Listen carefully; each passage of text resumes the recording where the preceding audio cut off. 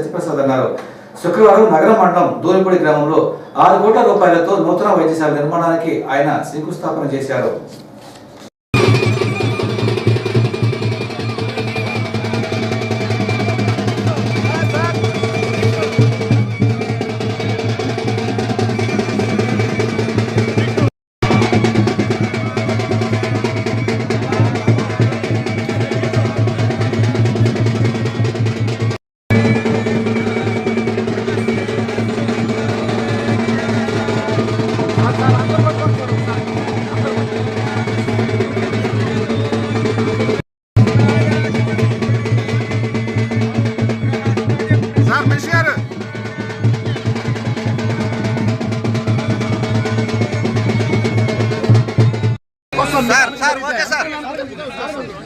వెనక జరగండి అమ్మా, తమ్ముడు కొంచెం వెనక జరగండి అమ్మా, వెనక జరిగితే అందరికి వస్తుంది.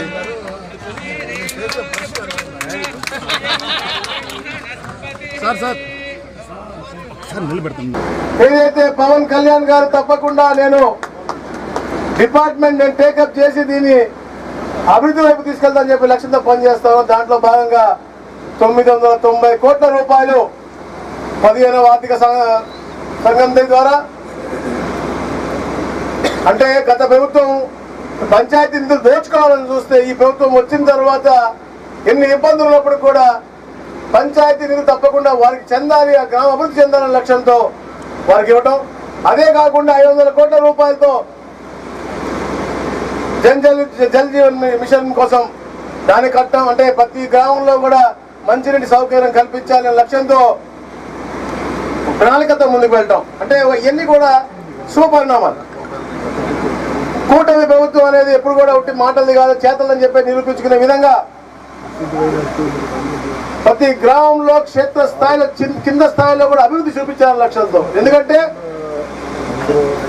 గత 14-19లో 25 లక్షల వీధి దీపాలు వేపిస్తే 19-24లో ఆ వీధి దీపాలు వెలిగిన దాఖలాలన్నా ఉన్నాయని అడుగుతాను మిమ్మల్ని. ఎప్పుడన్నా వీధి దీపాలు మీ ఊళ్ళలో వెలిగినాయా? కానీ మళ్ళా అవన్నీ కూడా పునరుద్ధరించాలి. ఎన్నుకోబడిన సర్పంచ్ యొక్క ఆత్మగౌరవం కాపాడాలి. దాంతో పాటు తన ద్వారా ఈ గ్రామాన్ని అభివృద్ధి చేయాలి. గ్రామస్తులకి ఉన్నటువంటి సమస్యలు అయితే గౌరవ కలెక్టర్ గారు ఆర్టీఓ తెలియజేశారు, ఒక ప్రఫార్మా ఇచ్చారు. గ్రామాల్లో ఎలాంటి ఇబ్బందులు ఉన్నాయి అన్ని కూడా మీతో చర్చించి ఒక తహసీల్దార్ గారు లేకపోతే డీటీ గారు ఇక్కడ ఉంటారో వాళ్ళ దగ్గర మీకు ఉన్నటువంటి ఇబ్బందులన్నీ కూడా స్వీకరించి ఆ స్వీకరణతోనే ఆగిపోవడం కాదు, అవన్నీ కూడా పరిష్కరించే దిశగా ఏ అయితే అధికార లెవెల్లో పరిష్కరించగలుగుతారో అవన్నీ కూడా వారే పరిష్కరించి ఏదైనా ఫైనాన్షియల్ కన్స్ట్రెయిన్స్ ఉంటే మా దృష్టికి తీసుకొచ్చి, ఎందుకంటే ఒక ప్రోగ్రెసివ్ గవర్నమెంట్ ఇది, ఒక ప్రోయాక్టివ్ ముఖ్యమంత్రి ఉన్నారు. అలాగే ముఖ్యంగా పంచాయతీరాజ్ శాఖ ఒక మానవతో స్పర్శనటువంటి పవన్ కళ్యాణ్ గారి చేతిలో ఉంది. కాబట్టి అందరం కలిసికట్టుగా ఈ గ్రామ అభివృద్ధుల కోసం తప్పకుండా కృషి చేద్దాం. మీకున్న సమస్యలన్నీ కూడా, ఎందుకంటే ఆర్టీఓ గారి యొక్క పర్యవేక్షణలో ఇక్కడ ఉన్నటువంటి తహసీల్దార్ గారు వాళ్ళు కూడా ఇక్కడే ఉంటారు సాయంత్రం దాకా. మీ దగ్గర మీకున్నటువంటి అర్జీలన్నీ ఇవ్వండి. ఒక ప్రోయాక్టివ్ మోడ్ లో మన డ్రైనేజ్ రిపేర్ చేసుకోవాలన్నా, మనకి గ్రామ పంచాయతీ బిల్డింగ్లు కావాలన్నా, టాయిలెట్స్ కట్టుకోవాలన్నా లేదు. గత 5 సంవత్సరాల్లో ఈ ప్రాంతంలో ఎక్కడ పూడిక తీయకుండా కేవలం బిల్లు దోచుకోవాలి. కాబట్టి ఈరోజు రైతులు చాలా ఇబ్బంది పడతా ఉన్నారు. కాబట్టి తప్పకుండా ఇరిగేషన్ డిపార్ట్మెంట్ వాళ్ళు సమస్యలు కూడా ఉన్నాయి. ఈరోజు మనం చూస్తూ ఉన్నాం, పూర్తిగా 8,000 క్యూసెక్కుల కెపాసిటీ ఉంటే 8,000 క్యూసెక్కుల కెపాసిటీ నీళ్ళు వదిలినా కూడా నీళ్ళు రావట్లేదంటే గత 5 సంవత్సరాల్లో అప్పటి పాలకులు చేసినటువంటి తప్పకుండా ప్రతి ఒక్క పేదవాడు, ప్రతి ఒక్క పేద రైతు సుభిక్షంగా ఉండాలని చెప్పేసి ఈ కూటమి పనిచేస్తా ఉంది. కాబట్టి ఆ దిశగా ఈ గ్రామ సభల్ని సద్వినియోగం చేసుకోండి. నాకెందుకులే వచ్చారు అధికారులు వెళ్ళిపోయారు మరి చేస్తున్నారు కదా, ఇది చేసే ప్రభుత్వం.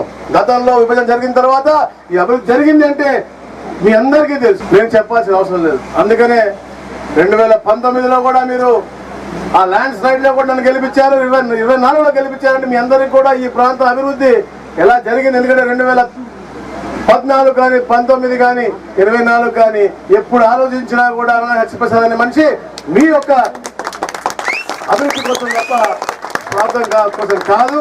తప్పకుండా మీరందరూ కూడా మాకు కూడా సహకరించండి. మనం అందులో పాజిటివ్ మోడ్ లో చర్చించుకుందాం, అన్ని కూడా ప్రోగ్రెసివ్ మోడ్ లో ముందుకు తీసుకెళ్దామని చెప్పేసి తెలియజేసుకుంటూ, మనం ప్రైమరీ హెల్త్ సెంటర్ ని ఏదైతే ఆ రోజు గత ప్రభుత్వం ఆపేసిందో ఈ రోజు మంత్రి గారి చొరవతోని, ఆ తర్వాత మన ప్రియతమ ముఖ్యమంత్రి గారు శ్రీ నారా చంద్రబాబు నాయుడు గారు, మెడికల్ అండ్ హెల్త్ మంత్రి గారు చొరవతోని ఈ రోజు కేవలం ప్రైమరీ హెల్త్ సెంటర్ మళ్ళీ స్టార్ట్ చేయడమే కాకుండా కన్స్ట్రక్షన్ దాన్ని అప్గ్రేడ్ చేసి, ప్రైమరీ హెల్త్ సెంటర్ ని అప్గ్రేడ్ చేసి 30 బెడ్ 30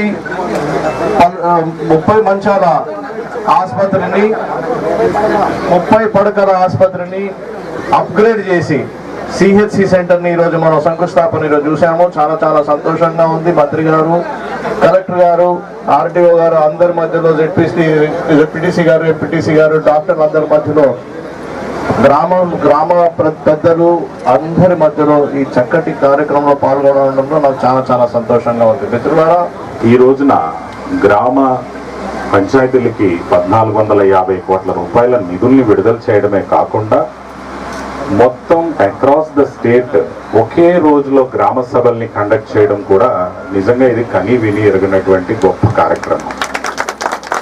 ఒకే రోజున 13,800 గ్రామ పంచాయతీలలో ఈరోజు గ్రామ సభలు జరుగుతూ ఉన్నాయి రాష్ట్రం మొత్తం మీద కూడా. ఈ రోజున గౌరవ ముఖ్యమంత్రి వర్యులు శ్రీ చంద్రబాబు నాయుడు గారు కోనసీమ జిల్లా కొత్తపేట మండలం వానపల్లి అనే విలేజ్ లో ఈ కార్యక్రమం